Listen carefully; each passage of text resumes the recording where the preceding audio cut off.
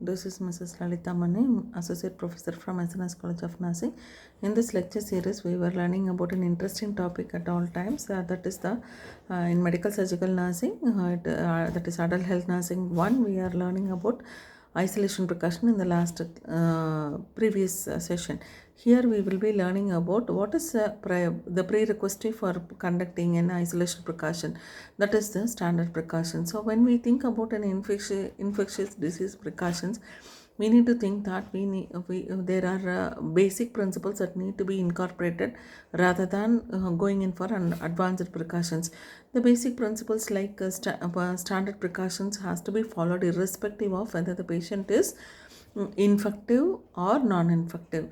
In this case, when we think that the patient has to be under isolation precaution, we need to think that even when the isolation precaution, either it might be an contact precaution or it might be a droplet precaution or it is a nice airborne precaution, we need to follow a certain regulations that comes under the standard precaution. So coming on to the standard precautions, we will be learning about how to do a hand washing, why it is important, and the PPEs, that is a patient personal protective equipments. Either the patient has to be done or the nurse has to be done, or the healthcare team members. One is the barrier technique and another one will be the reverse barrier technique, like the use of gloves, gown, mask, goggles, and the caps, everything. So the proper handling, third one will be proper handling of soiled patient belongings, or it is the equipments. And coming on to the environmental cleaning, disposal of sharps, minimal handling of soiled items, and then the usage in private room. So these precautions has to be done.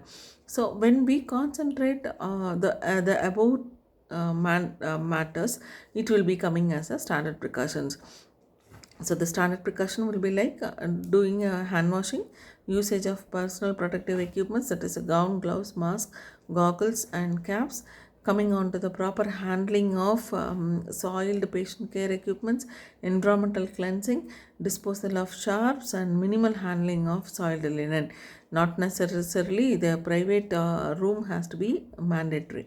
So there are 5 critical areas where the patient has to be protected, and also the healthcare team members also to be protected. So the standard precaution will follow the above mentioned criteria. Coming on to the 5 areas where we need to definitely do a hand washing technique.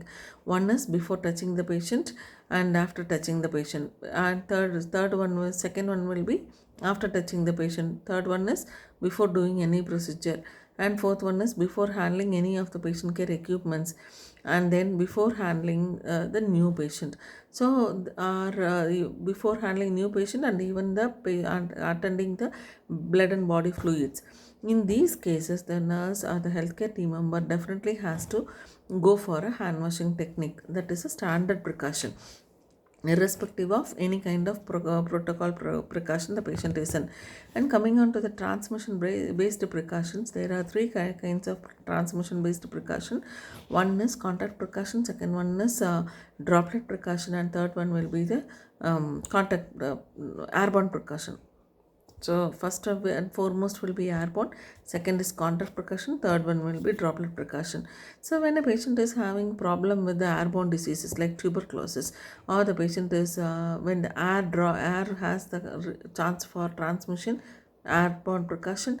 While touching, it is contact, and droplet through the air, the microparticles, if it is being capable of transmitting, that will be droplet precautions.